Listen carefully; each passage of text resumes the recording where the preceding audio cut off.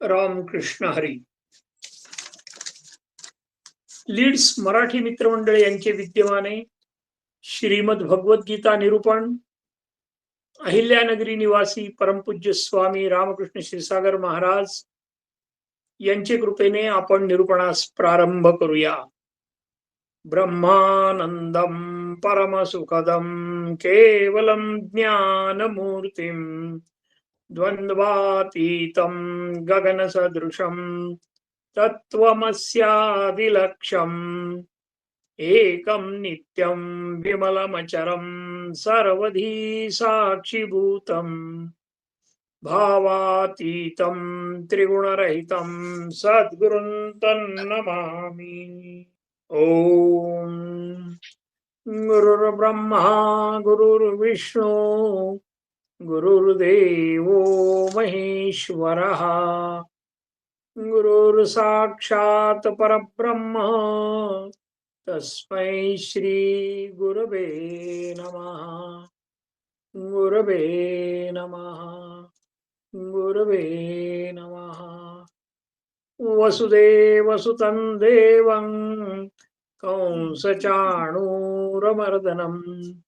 देवकी परमानन्दं कृष्णो वन्दे जगद्गुरुं. श्रीकृष्णो वन्दे जगद्गुरुं. आपण सर्व जाणकार श्रोत्यांना गीताप्रेमी साधकांना मी मनापासून वंदन करतो.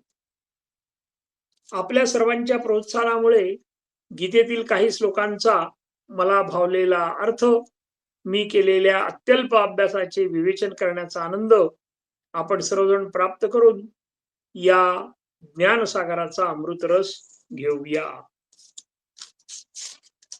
श्रीमद भगवद्गीता अध्याय 2 श्लोक क्रमांक 55, 56, 57. भगवंत म्हणतात, स्थिर बुद्धी असलेला पुरुष हा कामनारहित आणि आत्म्यामध्येच संतुष्ट असतो. श्लोक असा आहे.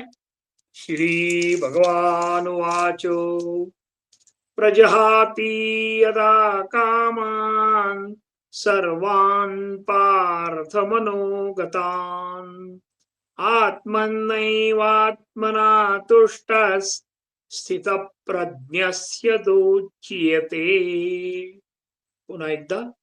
प्रजहाति यदा श्री भगवान उवाच प्रजहाति यदा कामान् सर्वान् पार्थ मनोगतान् आत्मनैवात्मना तुष्टः स्थितप्रज्ञस्य दोच्यते. अर्थात भगवान श्रीकृष्ण म्हणाले, हे अर्जुना, ज्यावेळी पुरुष किंवा व्यक्ती आपल्या मनातील सर्व कामना पूर्णपणे टाकतो आणि आत्म्यानेच आत्म्याच्या ठिकाणी संतुष्ट राहतो, त्यावेळी त्याला स्थितप्रज्ञ असे म्हटले जाते. पुरुष, व्यक्ती, कामना, आत्म्याने आत्म्याला आणि स्थितप्रज्ञ ही काही शब्द या श्लोकामध्ये आहेत.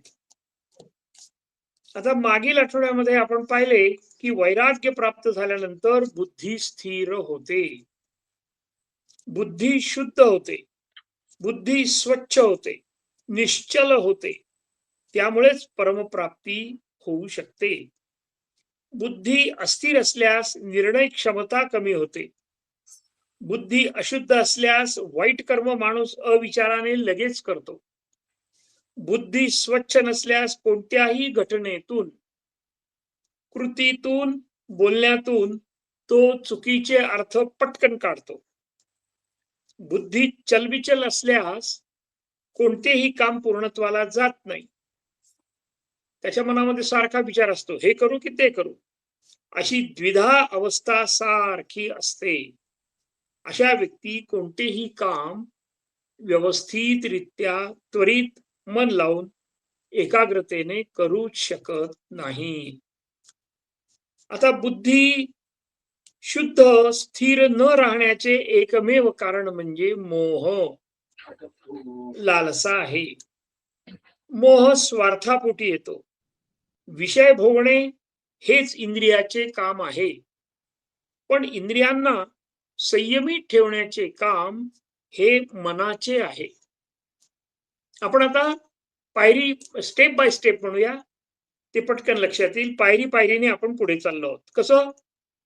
तर विषय भोगणं हे इंद्रियाचं काम, इंद्रियांना संयमित ठेवण्याचं काम हे मनाचं आहे. मनाचा स्वभाव आहे कल्प विकल्प करत राहणे. मनाला शांत करण्याचा मार्ग काय आहे? तर प्राणाचा म्हणजे वायूचा आयाम म्हणजे नियमन करणं. मनाला जर आपल्याला कंट्रोलमध्ये ठेवायचं असेल तर प्राणायाम योग्य प्रकारे केला की आपोआप मन आपलं शांत होतं. प्राणायामाचे प्रमुख 2 प्रकार, तसे प्राणायामाचे 8 प्रकार आहेत, परंतु 2 सगळ्यात महत्वाचे, त्याच्यामध्ये अनुलोम विलोम आणि भ्रामरी. थोडक्यात एखाद्या तज्ञ व्यक्तीकडून प्राणायाम कसा करावा हे शिकून घ्यावं व तो नियमितपणे हळूहळू वाढवून 45 मिनिट सकाळी व 45 मिनिट सायंकाळी केल्यास मूळ अडचण असलेल्या मोहाचा पूर्णपणे नाश होऊ शकतो. आणि एकदा का मोहाचा नाश झाला की मनुष्य नेहमी संतुष्ट राहतो आणि त्यालाच स्थितप्रज्ञ असे म्हणतात. कारण स्थितप्रज्ञ ही एक अशी अवस्था आहे की जी आपल्याला मोक्षाला घेऊन जाऊ शकते. मोहग्रस्त झाल्यामुळे अनेक लोकांनी आपले वैभव व जीवन धुळीस मिळवले. यामध्ये रावण व भ्रष्ट अधिकारी यांची उदाहरणे आपण बघितली. फलत्याग व समत्व बुद्धी प्राप्त होण्यासाठी वैराग्याचीच गरज असते. सुख हे बाहेर इतरत्र नाही, ते आपल्या अंतर्मनातच आहे. विवेकपूर्ण वागण्यासाठी सतर्कता आवश्यक असते. त्यासाठीचे आपण काही नियमही बघितले.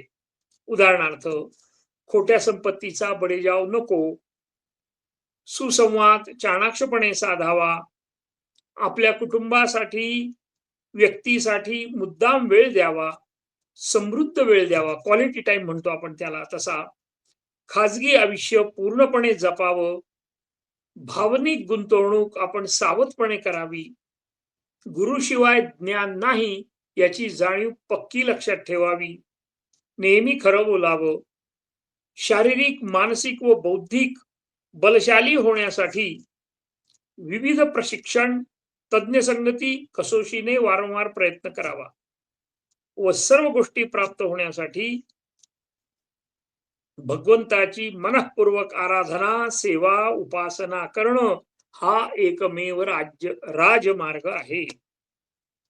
भगवान श्रीकृष्णाचे ध्यान दररोज 20 मिनिटे केल्यास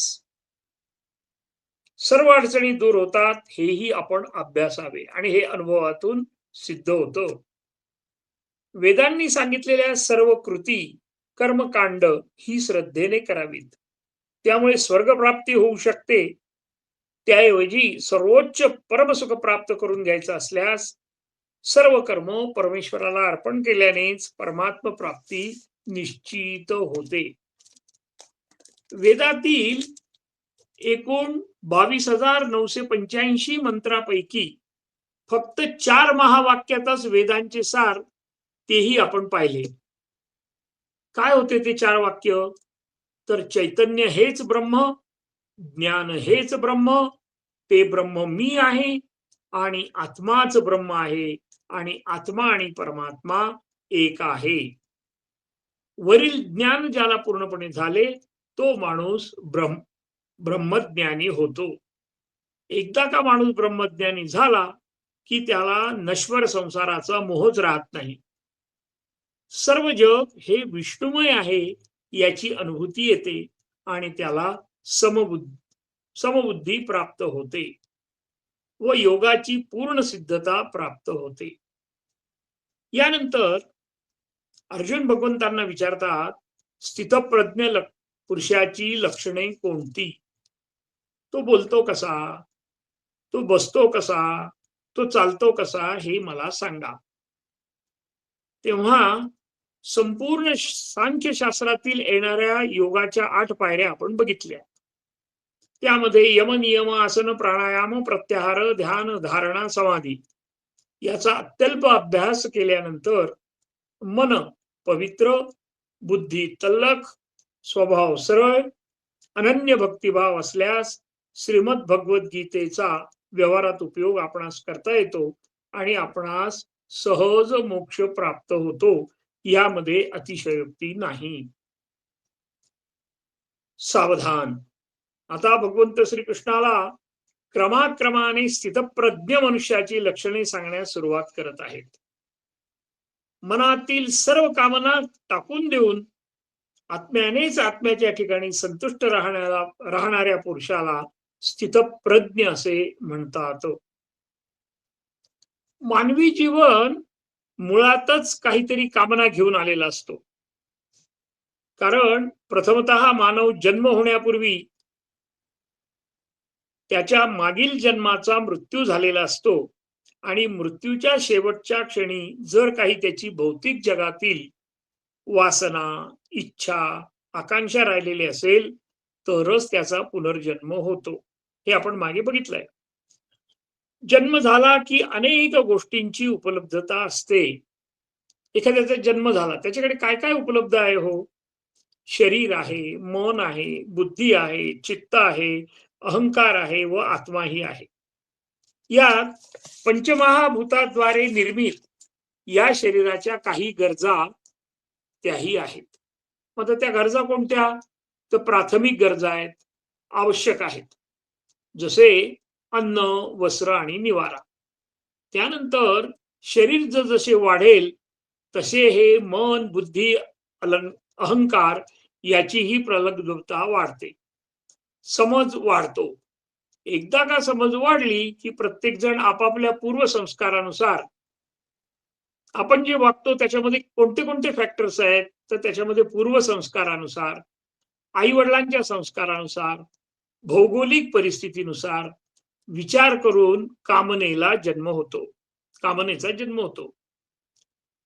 त्याच्यावर वातावरण, संगत, आहार आणि विचार याचा प्रचंड प्रभाव पडतो. जसे थंडीत गरम कपडे आवश्यक असतात, त्या वातावरणात समविचारी, समसंस्कारी माणसांची जर संगत लाभली की आहारही तसाच जास्त उष्णता देणारा घ्यावा लागतो थंडीमध्ये. त्यामुळे शरीरात अतिरिक्त ऊर्जा निर्माण झाल्यास स्वभावही तसाच होतो. ह्या जगामध्ये काही माणसं अत्यंत कमी तिखट आणि कमी मीठ खातात. पूर्ण शाकाहारी असणारी ही माणसे प्रचंड शांतता प्रिय आहेत. कठोरपणा हा त्यांच्या वागण्या, बोलण्यात, चालण्यात अजिबात नसतो. या विरुद्ध उष्ण प्रदेशात राहणारी माणसं अधिक तिखट व मांसाहारी करणारी असल्यास कठोरता, निर्दयीपणा त्यांच्या अंगामध्ये पुरेपूर भरलेला असतो व त्यांची कामनाही तीव्र असते, आकांक्षाही तीव्र असते. याचं आपण निरीक्षण केलं पाहिजे. आणि जी संस्कृती, घराणे समशीतोष्ण प्रदेशात राहतात त्यांची मनस्थिती समतोल असते. ते जास्त कठोरही नसतात आणि जास्त मलूल किंवा दयाळूही नसतात. हे झाले सर्वसाधारण निरीक्षण. परंतु जीवन पद्धती ठरवताना मूलतः धर्माचा आधार हा अत्यंत महत्वाचा असतो. धर्मानुसार आचरण करणारा व्यक्ती मात्र अतिशय समतोल जीवन जगू शकतो. प्रत्येक उपलब्ध गोष्टीचा, भावनेचा, शरीराचा तो योग्य वापर केवळ धर्माप्रमाणे आचरण करूनच करू शकतो. म्हणून सर्व कामना सोडून देऊन आत्म्यानेच आत्म्याच्या ठिकाणी संतुष्ट राहणे म्हणजे स्थितप्रज्ञ होय. ही अत्यंत अभ्यासपूर्ण करण्याची गोष्ट आहे. प्राथमिक गरजा योग्य प्रमाणात भागून सद्गुरूचे मार्गदर्शन, धर्मग्रंथ योग्य प्रकारे वाचून त्याचे आचरण करूनच त्याचप्रमाणे भक्ती, उपासना, व्रत वैकल्ये केल्यासच खरोखर स्थितप्रज्ञ होता येते. त्यासाठी इतिहासात झालेल्या 2 व्यक्तिमत्वाचा अभ्यास आपल्याला अत्यंत मार्गदर्शक ठरतो. सनातन धर्माने सांगितलेल्या 4 वर्ण, 4 आश्रम, 4 पुरुषार्थ हे प्राप्त करून त्याप्रमाणे तंतोतंत वागणारे राजा जनक व योगीराज याज्ञवल्क मुनी हे इतिहासामध्ये अमर झालेले आहेत. त्यांची अत्यल्प माहिती आपण मागे बघितली आहे. राजा असूनही जनक हे अत्यंत धर्मपरायण होते. त्यामुळे महान ऋषी महर्षी पुत्र व्यासांचे पुत्र शुकदेव हे त्यांचे गुरु होते राजा जनक. वास्तविकरित्या व्यासांचा मुलगा, मग त्यांना ब्रह्मचारी गुरु नको का? तर तो सुद्धा विचार न करता ऋषींनी त्यांना राजा जनकाचं उपदेश घेण्यासाठी पाठवलं होतं. महर्षी व्यासांनी आपला मुलगा सुखदेव यांना जनक राजे यांच्याकडे गुरु उपदेश घेण्यासाठी का पाठवले? त्याचं एकमेव कारण म्हणजे राजा जनक हे स्थितप्रज्ञ होते. 4 वर्ण आपल्याला माहिती आहे, ब्राह्मण, क्षत्रिय, वैश्य, शूद्र. 4 आश्रम तेही माहिती आहेत आपल्याला, ब्रह्मचर्य, गृहस्थ, वानप्रस्थ आणि संन्यास. आणि 4 पुरुषार्थ म्हणजे धर्म, अर्थ, काम, मोक्ष. आजकाल मात्र वर्ण हा जन्माने ठरतो, कर्माने नव्हे. म्हणजे आपला वर्ण आपल्या जीवनात बदलता येत नाही. 4 आश्रम मात्र प्रत्येकाच्या जीवनामध्ये वयोमानाप्रमाणे बदलतात. असे ढोबळ मनाने 1 ते 25 वर्ष आयुष्य ब्रह्मचर्य आश्रम, त्यावेळी शिक्षण चालू असतं. 25 ते 50 वर्ष आयुष्य हे गृहस्थ आश्रमाचं आयुष्य. 50 ते 75 हे वानप्रस्थाश्रमाचं आयुष्य. आणि 75 ते 100 वर्ष आयुष्य हे संन्यासाश्रमाचे आयुष्य.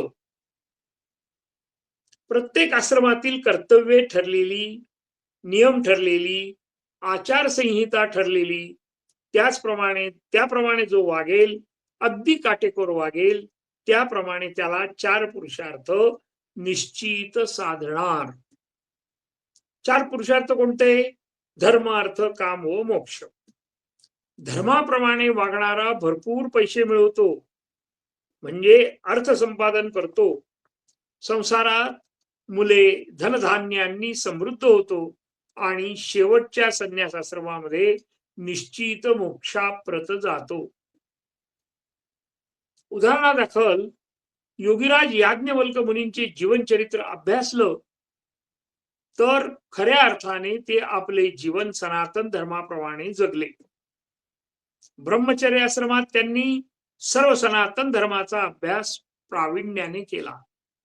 4ही वेद त्यांचे पाठ होते, मुखोद्गत होते. गृहस्थाश्रमात त्यांनी अत्यंत यशस्वीरित्या गृहस्थाश्रम त्यांनी केला. जनक राजाच्या धर्मसभेमध्ये धर्म मार्तंडांना खंडन मंडनामध्ये पराभव करून सोन्या चांदीने मळवलेल्या 1000 गायी त्यांनी जिंकून घेतल्या आणि ती सर्व संपत्ती धर्म संवर्धनासाठी भारतातील बहुतेक सर्व शहरामध्ये आपले शिष्य त्यांनी पाठवलेले आहेत. त्यांच्यासाठी कठोर नियमावली त्यांनी तयार केली होती व त्याची अंमलबजावणी अत्यंत कठोरपणे त्यांनी करवून घेतली होती. त्यामुळे आज पावेतो उत्तर भारतामध्ये त्यांच्या शिष्याची असंख्य घराणे सुखाने नांदत आहेत. शुक्ल यजुर्वेदीय शाखेचा संपूर्ण भारतभर प्रसार झालेला आहे. हा झाला यशस्वी गृहस्थाश्रम. वानप्रस्थाश्रमामध्ये त्यांनी आपली शिल्लक सर्व संपत्ती दान केली व जंगलात जाऊन आश्रमामध्ये धर्म उपदेश करण्यासाठी त्यांनी आपला उर्वरित काळ घालवला व शेवटी संन्यास आश्रमामध्ये सर्व संग परित्याग करून भगवत स्मरण करत करत मोक्ष प्राप्ती करून घेतली.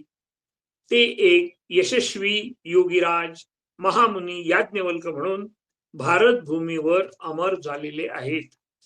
त्यांची आचारसंहिता सुद्धा इतकी व्यवस्थित आहे, परंतु काळाच्या मर्यादेनुसार आपण त्याचा विचार करणार नाही. याचं प्रमुख कारण त्यांच्या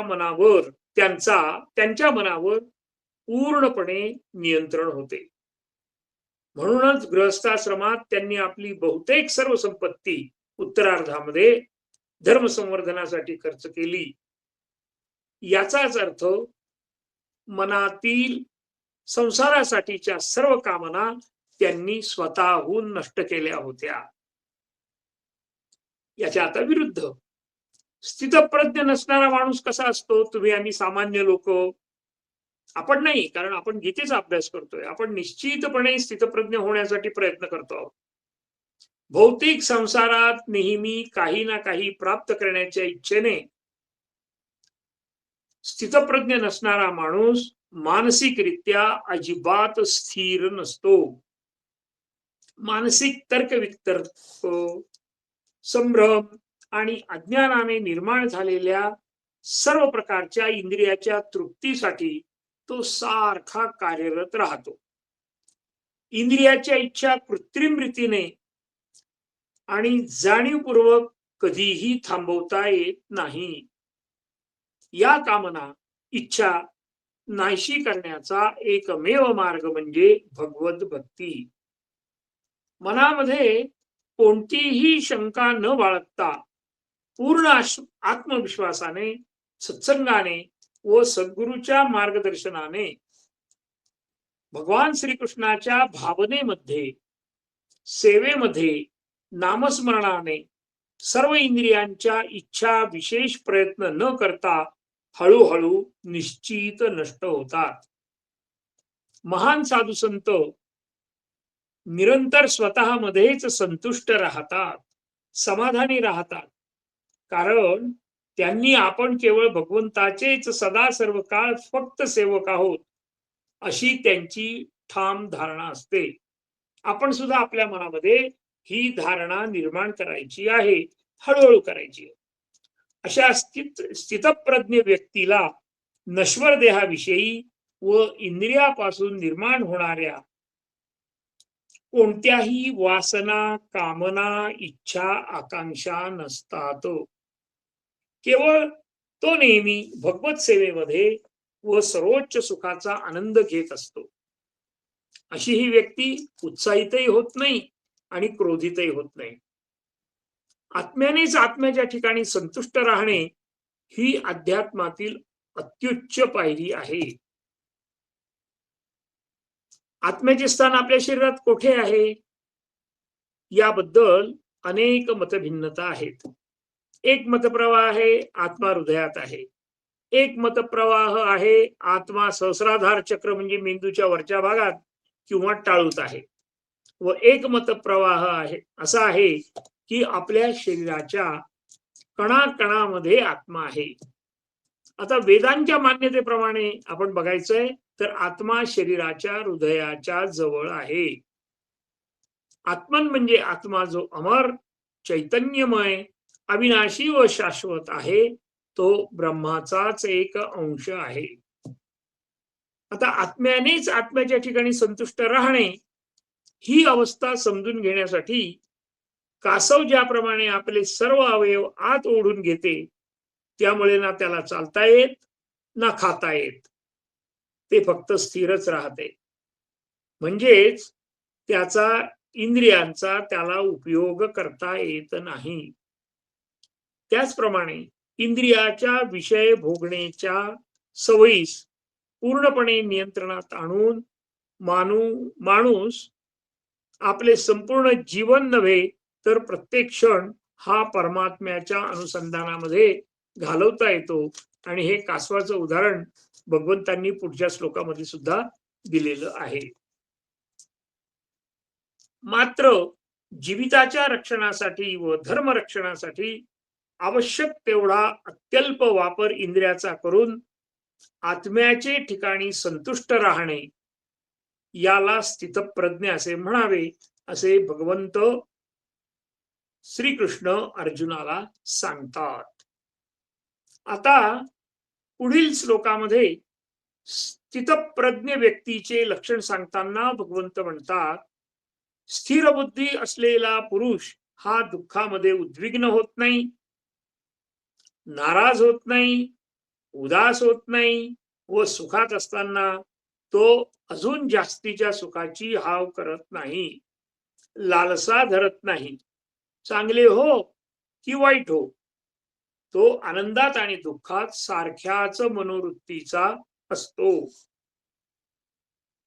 दुःखेष्व अनुद्विग्न मनास सुखेषु विगत स्पृहः वीतराग भय क्रोधस स्थितधीर्मुनिरुच्यते. 56वा श्लोक पुन्हा एकदा आपण बघूया. दुःखेषु उद्विग्न मनास सुखेषु विगत स्पृहः वीतराग भय क्रोधस स्थिरधीर् मुनिरुच्यते. दुःखदायक प्रसंगामध्ये ज्याच्या मनाला खेद वाटत नाही, वाईट वाटत नाही व तो सुखाने फारसा आनंदीही होत नाही, तसेच ज्याचे आसक्ती, भीती व राग म्हणजे क्रोध पूर्णपणे नाहीसे झाले आहेत, अशा महानुभावाला स्थिरबुद्धी असलेला मुनी म्हटलेलं आहे. आता संसार म्हणजे नेहमी सरणारा, संपणारा, नवीन तयार होऊन परत नष्ट होणारा. या संसारामध्ये माणसाला त्याच्या प्रारब्धानुसार, त्याच्या कर्मानुसार, विचारातील अपूर्णतेनुसार दुःखद प्रसंग येतच असतात. दुःखद प्रसंग का आले याचा शास्त्रोक्त विचार करावा. अशा दुःखामध्ये इतरांवर असे दुःखद प्रसंग इतरांवर आलेत का याचाही अभ्यास करावा. जीवन आणि सुख, दुःख याची सारखी परवड चालू असते. हे चक्र आहे. अज्ञान बाजूला ठेवून योग्य प्रकारे चिंतन केल्यावर आपल्या दुःखाची तीव्रता जी आहे ती निश्चित कमी होते. धर्मग्रंथ वाचल्याने सुद्धा दुःखाची जाणीव हलकी होते. यापेक्षाही जास्त अचूक म्हणजे कोणतीही इच्छा न ठेवता जो कर्म करतो, तरीही त्याला दुःख झालं की त्याने फक्त हा विचार करावा, माझ्या हातात, माझ्या क्षमतेत, मला उपलब्ध वेळेत जे काही मला कर्म करता आले ते मी भगवंताच्या कृपेनं एकनिष्ठेने, सातत्याने, निरपेक्ष भावनेने केले ना, मग बाकी सर्व भगवंताची कृपा, मग मी दुःखात निराश का होऊ? नाहीतरी ब्रह्मसत्य जगन मिथ्या. मग थोडे दुःख वाटेला आले तर बिघडलं कुठं? दुःख वाट्याला आल्याचे सर्वात मोठे उदाहरण म्हणजे श्रीरामाचा वनवास. त्यापेक्षा तर माझे दुःख कमी आहे ना, मग मी निराश का होऊ? आणि अशा रीतीने आपण आपली वाटचाल हळूहळू स्थितप्रज्ञाकडे निश्चित देऊ शकतो, वाढवू शकतो. वरवर पाहता समाज रूढीमध्ये दुःख झाले आणि त्याची परिणिती किती वेळ करायची याला सुद्धा शास्त्रांनी नियम घालून दिले आहेत. उदाहरणार्थ 90 वर्षाची आई दिवंगत झाली तर मायेचे सत्र गेले म्हणून मुलगा दुःखी होईल. पण किती वेळ होईल? शास्त्राने सांगितलंय 14 दिवसानंतर त्यांनी त्याचे नियत कर्म केलेच पाहिजे. तात्पर्य, कितीही मोठे दुःख माणसाला आले तर त्याने खचून न जाता त्याला धैर्याने तोंड द्यावे. स्थिर वृत्तीने, त्रयस्थ वृत्तीने विचार केल्यास दुःखाची तीव्रता निश्चित कमी कमी होते. परंतु दुःख प्राप्त झाल्यास अत्यंत कमी कालावधीत जो मन आणि स्थिर शांत करू शकतो याला स्थितप्रज्ञ असे म्हणतात. हा झाला दुःखाचा प्रसंग. आता आपण सुखाचा प्रसंग पाहूया. विशेषतः बुद्धिमत्तेमध्ये अडचण आल्यावर तुम्ही कोणत्या क्षणाला नॉर्मल होऊन त्या अडचणीला तोंड द्यायला तयार होता याचा आपणच आपला अभ्यास करावा. आणि त्याचं उदाहरण म्हणजे एखादा अपघात. दुर्दैवाने आपल्या गाडीचं टायर जर खराब झालं, पंक्चर झालं, तर आपण काय ऍक्शन किती मिनिटात घेणार आहोत, का आपण नुसतं निगेटिव्हच बोलत राहणार आहोत, त्याच्यावर आपली कार्यक्षमता समजते. दुःखाच्या प्रसंगातही माणसाने आपली बुद्धी स्थिरच ठेवली पाहिजे.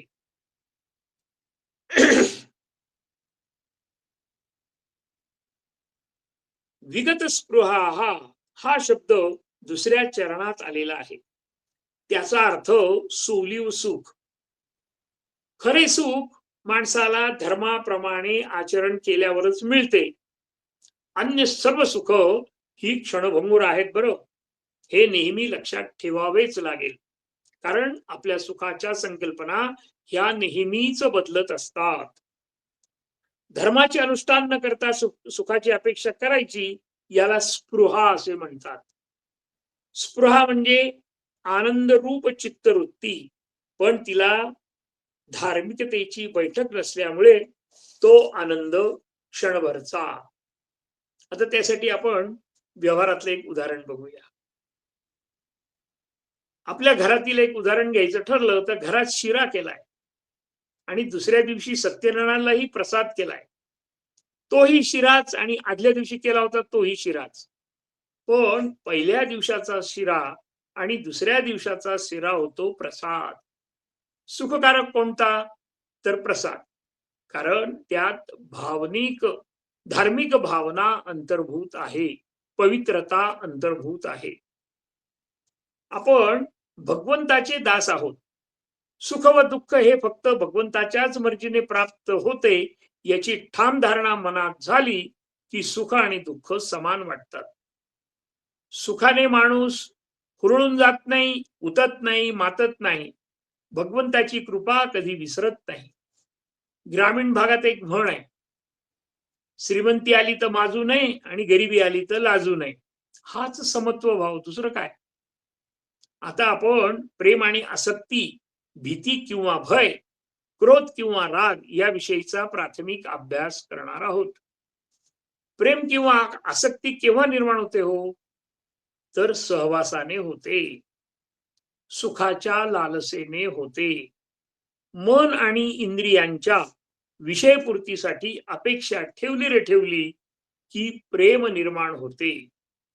इतरांचे पाहून मलाही मिळावे, मग मी कायमचा सुखी होईल, ही भ्रामक कल्पना म्हणजे आसक्ती. ते मलाही मिळावं. अध्यात्माचा, परब्रह्माच्या ज्ञानाचा अभाव क्षणिक सुखासाठी जी मनात निर्माण होते तिला आसक्ती असे म्हणतात. तिचा शेवट मात्र दुःखात आहे बरं. वास्तविक प्रेम आणि आसक्ती ही भगवंतासाठीच असावी. प्रेम भगवान श्रीकृष्णावर आणि आसक्ती कुठे? तर परब्रह्माच्या ठाई लीन होण्याची, मोक्ष मिळवण्याची आसक्ती असावी. अर्थात यासाठी अनेक जन्माचे पुण्यफलास यावे लागते. त्याशिवाय हे साध्य होणे नाही. त्याचे उत्कृष्ट उदाहरण संत मीराबाईचे आहे. वीतराग या शब्दाचा अर्थ प्रेम आणि द्वेष या दोहोपासून मुक्त होणे. प्रेम आणि द्वेष हे मनात उपजणारे, निर्माण होणाऱ्या या दोन भावना. विवेकपूर्ण मर्यादित प्रेम माणसाच्या जीवनात काही प्रमाणात, काही वेळ थोडे सुख देऊ शकेल. विवेकपूर्ण आणि मर्यादित बरं का. पण द्वेष हा माणसाला क्षणोक्षणी त्रास देतो. द्वेष अत्यंत वाईट. माणसाची एकाग्रता भंग होते द्वेषाने. आपण जर कोणाच्या वैभवाचा, आता आपण कोणाकोणाचे द्वेष करू शकतो ते आपण एकदा बघूया. कोणाच्या वैभवाचा, कोणाच्या श्रीमंतीचा, कोणाच्या सौंदर्याचा, कोणाच्या शक्तीचा, अगदी गाडीचा सुद्धा द्वेष केला तर त्याला जे वैभव प्राप्त झाले आहे त्याला काहीही होत नाही. म्हणजे ज्याच्या जवळ हे सगळं वैभव आहे त्याला काहीच त्रास होत नाही. पण जो द्वेष करतो ती व्यक्ती मात्र क्षणोक्षणी उद्विग्न होते, वैतागते, चिडचिड करते, समाधानी राहत नाही. त्याचे कारण ज्ञानाचा अभाव, आणि सुविचाराची कमतरता. परिस्थितीचा अपूर्ण अभ्यास करून जीवनामध्ये कोणाचाही आपण द्वेष करू नये.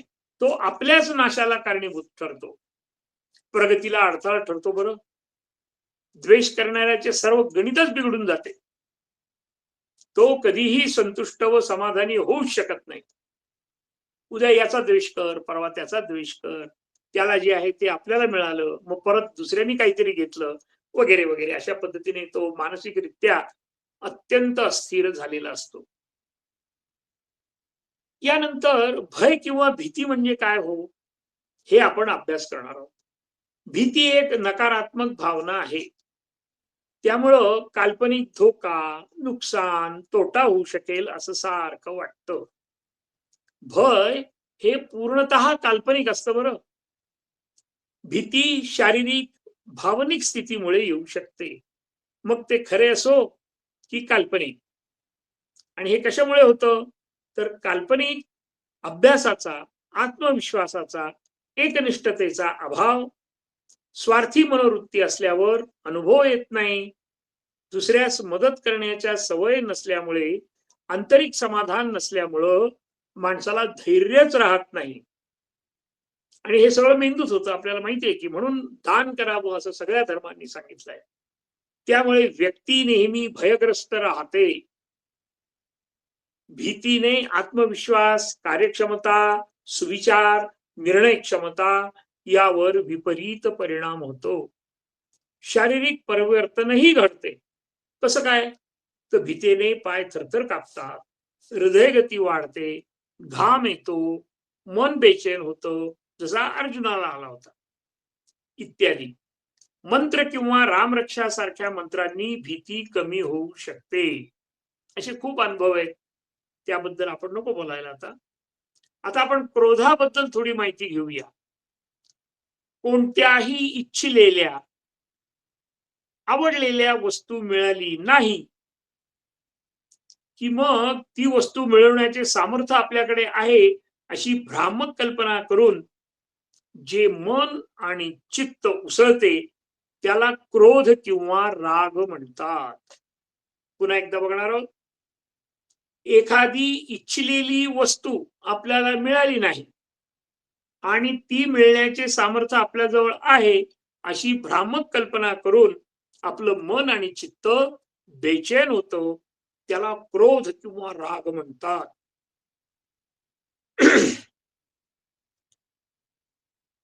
भगवद्गीतेच्या 2ऱ्या अध्यायातील श्लोक क्रमांक 63 मध्ये क्रोधाचा स्पष्ट उल्लेख आपण मागे बघितला. त्याचे दुष्परिणाम सांगितले. क्रोधात भवति सम्मोहा, सम्मोहा स्मृती विभ्रमः, स्मृती भ्रंशात बुद्धिनाशो, बुद्धिनाशात प्रणश्यती. क्रोधामुळे मूर्खता आणि अविचार उत्पन्न होतो. मूर्खतेमुळे कशी ती पायरी पुढे पुढे जाते आपली, तर ती पहिली मूर्खता अविचार निर्माण होतो. मूर्खतेमुळे स्मरणशक्ती भ्रष्ट होते. स्मरणशक्ती भ्रष्ट झाली की ज्ञानशक्ती भ्रष्ट होते आणि ज्ञानशक्ती नष्ट झाली की माणसाचे अधःपतन होते, त्याची अधोगती होते. इतका राग हा वाईट आहे. राग येण्याचे बहुसंख्य कारणापैकी मनासारखे न होणे हे एक प्रमुख कारण आहे आणि स्थितप्रज्ञ माणूस मात्र कधीही रागवत नाही. अशा मनन करणाऱ्या व्यक्तीला मुनी असे म्हणतात, जो श्लोकामध्ये उल्लेख आहे. आणि मुनी हे मनाने अत्यंत स्थिर बुद्धीचे असतात. कोणत्याही प्रसंगात त्यांचा तोल ढळत नाही. ह्या मुनींचे प्रीती, भय आणि क्रोध नष्ट झालेले असतात, म्हणजेच त्यांना स्थितप्रज्ञ असे म्हटले जाते. मनुष्य जोपर्यंत देहाला प्राप्त होणाऱ्या सुखातच अडकून राहतो तोपर्यंत त्याला आत्मज्ञान होणे नाही व त्याची बुद्धीही स्थिर होणे नाही. बुद्धी स्थिर असलेल्या व्यक्तीचे वर्णन करताना भगवंत पुढच्या श्लोकामध्ये अर्जुनाला तेच सांगतात. काय सांगतात? यस्य सर्वत्रानिभस्ते हस तत्तप्राप्य शुभाशुभम नाभिनंदन्ति न द्वेष्टि तस्य प्रज्ञा प्रतिष्ठिता. यस्य सर्वत्राभिस्नेहस्तत्तप्राप्य शुभाशुभम नाभिनंदन्ति न द्वेष्टि तस्य प्रज्ञा प्रतिष्ठिता.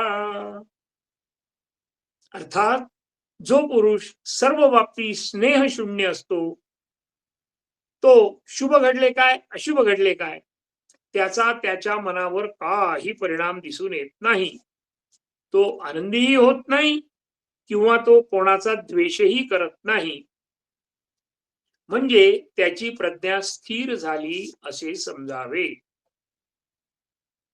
स्थितप्रज्ञ समत्व बुद्धीचा असतो. जग हे नश्वर आहे, क्षणाक्षणाला बदलणारे आहे, हे तो पूर्णपणे जाणून असतो. शुभाशुभ हे प्रारब्धाचे परिणाम आहेत, हे सर्व मायेचे परिणाम आहेत, याची पूर्ण कल्पना स्थितप्रज्ञास असते. त्यामुळे तो कधीही आनंदी होत नाही आणि दुःखी होत नाही. त्याचं वागणं, विचार करणं हे अतिशय उत्साहात वागणं असतं. ज्याप्रमाणे उदाहरण दिलंय माऊलींनी, ज्याप्रमाणे आकाश हे स्थिर असते, सदा सर्व काळ स्थिर असते, त्याच्या खाली विविध रंगांची ढग येतात. काही पाऊस पडतात, काही विजेच्या कडकडासह पाऊस पडतात, काही पांढरे ढग असतात की जे दिसायला सुंदर असतात, पण त्यांचा तसा पाऊस पडण्यासाठी काही उपयोग नसतो. ते फक्त डोळ्यांना सुख देतात, तरी सुद्धा आकाश शांतच असते. त्याचा कोणत्याही ढगाचा काहीही परिणाम त्याच्यावर होत नाही. त्याचप्रमाणे माणसाने सुख आले काय, दुःख आले काय, नेहमी आपलं मन शांत ठेवलं पाहिजे. हे एकदम होत नाही हे निश्चित, पण निश्चयपूर्वक प्रयत्न केल्यास हे सहज साध्य होते. यासाठी शनै शनै पृथक पृथक हे वाक्य नेहमी लक्षात ठेवायचं. काय याचा अर्थ? हळूहळू आणि थोडं थोडं हे लक्षात ठेवायचं. आपणही स्थितप्रज्ञ होण्याच्या अगोदर सखोल विचार करून जीवनात घडणाऱ्या प्रत्येक घटनेबद्दल त्रयस्थपणे विचार करून आनंदी राहण्याचा प्रयत्न करूया. सावधान. आता आपण सदा आनंदी सुखी राहण्यासाठी गीतेचा अभ्यास करावा हे समजले. अनेक शब्द विचार समजले, पण अजून त्यामध्ये प्रगती होण्यासाठी, गीतेबद्दलची आपली भावना पक्की होण्यासाठी गीता कशी ऐकावी याचं काही उदाहरणं आपण बघणार आहोत. त्या अगोदर गीता ऐकताना काय वातावरण जाणीवपूर्वक असावे हेही आपण बघणार आहोत. सभोवती वातावरण अत्यंत शांत असावे. आपण आपल्या मनाशी बोलण्याची सवय लावावी. त्यासाठी आपल्या मनाला प्रेमानं बजवावं. आपल्याला बोलता येतं, कारण आपण म्हणजे काही मन नाहीये. मन हे वेगळं आहे आपल्यापेक्षा. त्याला बजवायचं की हे मना, आता एका तासासाठी श्रीमद भगवद्गीतेतील काही भाष्य मन लावून ऐकायचंय बरं. अन्य कोणत्याही विचाराला आता मनात प्रवेश नाही. इतरांबद्दल, कामाबद्दल, जबाबदारीबद्दल, प्रकृतीबद्दल, अन्य कोणत्याही गोष्टींना व त्या विचारांना नो एंट्री. भूतकाळ, वर्तमान काळ त्याचीही काळजी नाही. आज आत्ता ताबडतोब ह्या क्षणाने फक्त गीता ऐकणे, गीता ऐकणे आणि गीताचं ऐकणे. श्रवण करण्यापूर्वी शक्यतो पोट रिकामे असावे. आपली बसण्याची जागा शक्यतो एकांतात असावी. जास्त उजेडही नसावा आणि जास्त अंधारही नसावा. कार्यक्रम किंवा निवेदन किंवा निरूपण सुरू होण्यापूर्वी श्रोत्याने आपल्या जागेवर 5 मिनिटे अगोदरच आसनस्थ व्हावे. ऐकण्यापूर्वी अत्यंत पवित्र भाव आपल्या मनामध्ये जाणीवपूर्वक निर्माण करावा, कारण आपल्याला हे मोक्षाचा मार्ग दाखवणार आहे.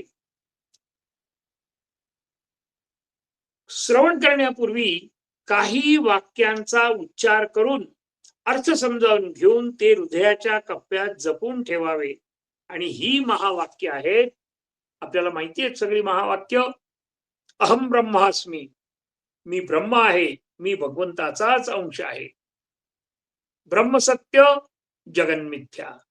ब्रह्म सत्य आहे, बाकी दिसणारे सगळं मिथ्य आहे, म्हणजे बदलणार आहे आणि काही कालावधीनंतर नाश पावणार आहे. सत्यमेव जयते. प्रसंग आयुष्यात कुठलाही आला तरी सत्याचाच विजय होतो. त्यानंतर कर्मसिद्धांत, हे सुद्धा वाक्य लक्षात, शब्द लक्षात ठेवायचा आहे. वाईट काम वाईट फळ, चांगले काम चांगले फळ.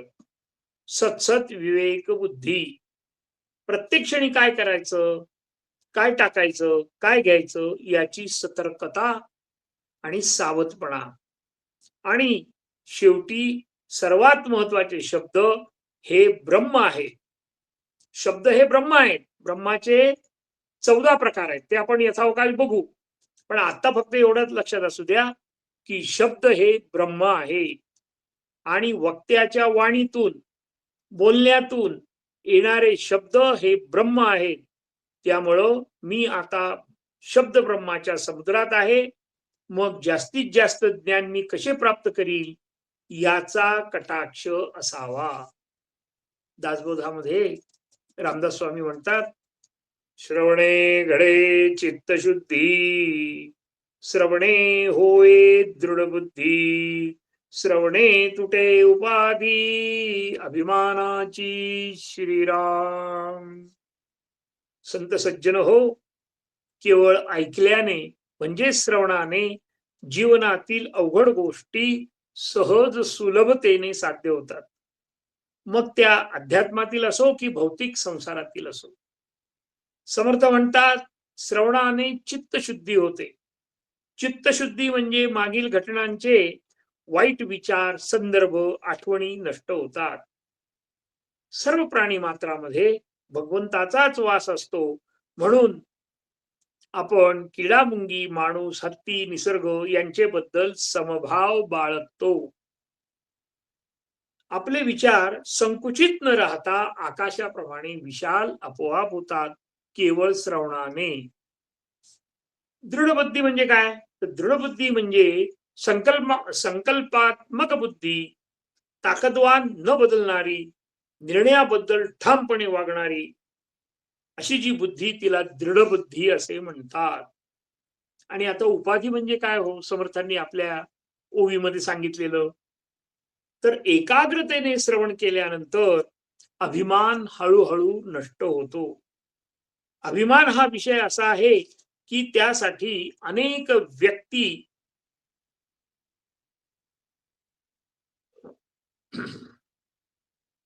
अभिमान हा विषय असा आहे की त्यासाठी अनेक व्यक्ती आपल्या आयुष्यातून उठून गेल्यात. धृतराष्ट्राला आपल्या 100 कौरवांचा व ऐश्वर्याचा खूप मोठा अभिमान होता. अंत कसा झाला त्याचा हे आपणास माहिती आहे. संपूर्ण कौरवांचा नाश झाला हो. रावण अत्यंत गर्विष्ठ होता. आपल्या विद्येचा, शूरत्वाचा, धनसंपत्तीचा, केवळ श्रीलंपटपणामुळे त्याचे राज्य आणि तो संपूर्ण नष्ट झाले. आता आपण आपणालाच एकांतात मुद्दाम प्रश्न विचारायचे की मला कशाचा अभिमान आहे, मी कोण आहे, हा अध्यात्मातला पहिला महत्वाचा प्रश्न. मग त्यासाठी आपण मला कशाचा अभिमान आहे याचा अभ्यास करायचा, तो एकांतात करायचा बरं का. पण अभिमान असल्याच्या काही गोष्टीचा उल्लेख आपण बघूया. कोणाला वयाचा, कोणाला बुद्धीचा, कोणाला सौंदर्याचा, कोणाला संपत्तीचा, कोणाला प्रकृतीचा, असे असंख्य प्रकार आहेत अभिमानाचे. ते सगळे गुंडाळून ठेवून श्रवण केल्यास खूप छान समजते आणि हृदयामध्ये जाऊन भिडते. संपूर्ण जीवन जगण्याची कला ही केवळ श्रवणाने निश्चित प्राप्त होते. श्रवणकला प्राप्त करण्यासाठी आपण 3 पक्षी व 1 मासा यांचं धावतं उदाहरण घेणार आहोत. पहिला पक्षी चातक पक्षी.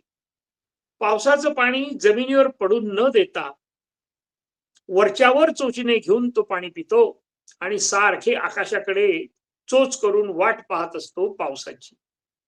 अगदी त्याचप्रमाणे आपण तुम्ही आम्ही सगळे दर रविवारी चातकासारखी गीता श्रवणाची वाट आपण पाहूया, तसा प्रयत्न करूया. दुसरा पक्षी आहे राजहंस. राजहंस पक्षाचे वैशिष्ट्य असे की दुधात पाणी घालून जरी त्याला प्यायला दिलं तरीही तो त्यातील फक्त दूधच पितो, पाणी पितच नाही. अगदी त्याचप्रमाणे वक्त्याच्या प्रत्येक शब्दाचे वाक्याचे अर्थ समजून घेऊन जे आपल्या वयोमाने वातावरणाप्रमाणे गरजेप्रमाणे आवश्यक आहे तेवढेच शब्द ग्रहण करावे, बाकी सर्व सोडून द्यावं. पण जे ग्रहण करावे ते मात्र मनन चिंतन करून आपल्या रोजच्या जीवनामध्ये चिकाटीने अंमलात आणणं हे खूप महत्वाचं आहे. आपण सर्व बुद्धिमान, यशस्वी, श्रद्धाळू आणि जिज्ञासू श्रोते आहात. माझ्या अत्यल्प अभ्यासाने मी आपणास हे कथन करीत आहे, तरी आपणही माझ्या मुखातून अनावश्यक बोल निघाले तर त्यातील फक्त योग्य वचनाचा अभ्यास करून त्याचा आपल्या जीवनामध्ये सजगपणे उपयोग करून सुखी व्हावे,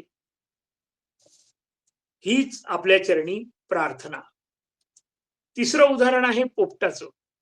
पोपट हा पक्षी असा आहे की त्याला जे शिकवले जाते किंवा जो ते ऐकतो तो ते नेहमी बोलतो. त्याप्रमाणे गीतेचं ज्ञान आपणास जे प्राप्त होते ते नेहमी आपल्या चर्चेत असावे, आपल्या मित्रांना मैत्रिणींना जमेल तेवढे सांगावं. ही सुद्धा भगवंताची सेवाच आहे.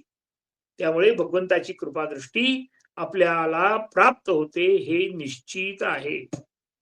आणि चौथं उदाहरण आहे माशाचं. पाण्यातल्या माशाची कल्पना करूया की आपण माशाला म्हणतो की हे बघ, मी तुला मोठ्या दुधाच्या टँकर मध्ये नेऊन सोडतो बर का, तिथे तुला छान दूध प्यावयास मिळेल. दूध खूप पौष्टिक असतं रे, व त्यात खूप जीवनसत्वे असतात. तर मासा येईल का हो? नाही येणार. आणि आला तर त्याची काय गत होईल हो? केवळ काही मिनिटात मासा मृत्युमुखी पडेल. अगदी तसेच आपल्या संसारामध्ये अनेक प्रलोभन आहेत. कोणी सांगेल हे वाचा, कोणी म्हणेल हे ते वाचा, हे ऐका ते ऐका. पण आपण अनन्य भाव ठेवून गीतेचा अभ्यास केला की अन्य कोणतेही ज्ञान खरे समाधान आपणास देऊच शकणार नाही. आपण भगवंताचे प्रिय झाल्यावर कोणतीही काळजी आपल्याला करायचं कारण नाही. हे भगवंतांनी 18व्या अध्यायातील श्लोक क्रमांक 68 मध्ये स्पष्ट शब्दात सांगितलंय. कोणी सांगितलं? भगवंतांनी सांगितलं. आपण बघूया ते. य इदं परमं गुह्यं मद्भक्तेष्वभिधास्यति भक्तिं मयि परां कृत्वा मामे वैश्यत्य संशयः. जो व्यक्ती इतर भक्तांना भगवद्गीतेचे हे परमगुह्य रहस्य सांगेल त्याला निश्चितपणे शुद्ध भक्तिमय सेवा प्राप्त होईल. म्हणजे आपण दुसऱ्यांना सांगितलं तर काय होईल?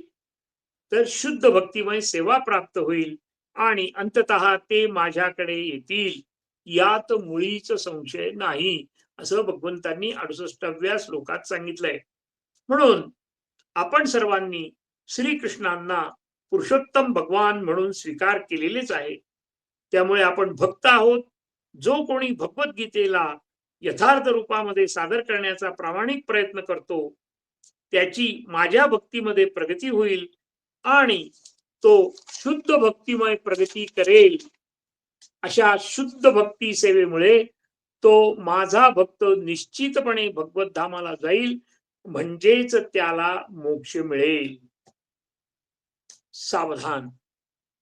त्यामुळं आपणही नियमितपणे भगवद्गीतेचे श्रवण करून जाणीवपूर्वक आपले संबंधातील सर्व मित्रमैत्रिणी, नातेवाईक, शेजारी पाजारी वगैरे वगैरे यांना गीतेचा अभ्यास करण्यासाठी जाणीवपूर्वक प्रयत्न करा असं प्रेमाने सांगूया. सावधान. आता आपण आजच्या शेवटच्या श्लोकाचा अन्वयार्थ पाहणार आहोत. स्थितप्रज्ञ व्यक्तीने समबुद्धीने वागावे. आपणही स्थितप्रज्ञ होण्याचा प्रयत्न करूया. जसे चंद्र प्रकाश देताना हा सज्जन हा दुर्जन असे मानत नाही, सर्वांना सारखाच प्रकाश देतो, त्याचप्रमाणे स्थितप्रज्ञांनी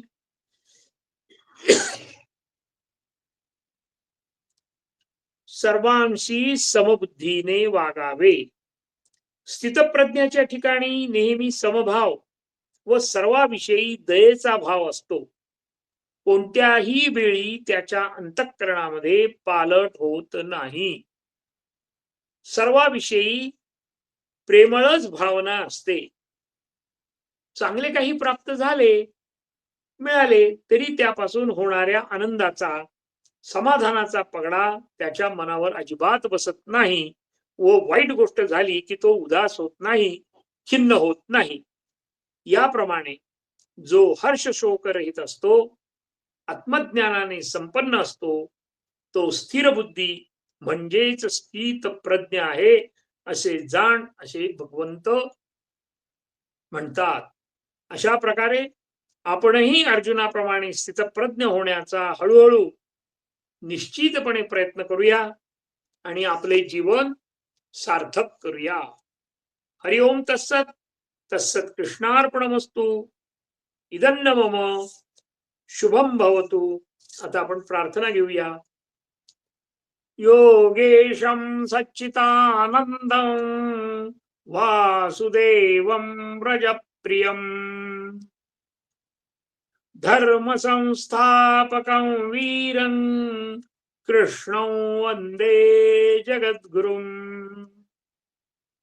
श्रीकृष्णं वंदे जगद्गुरुं. ओम शांति शांति शांति. हरि ओम तत्सत. रामकृष्ण हरि.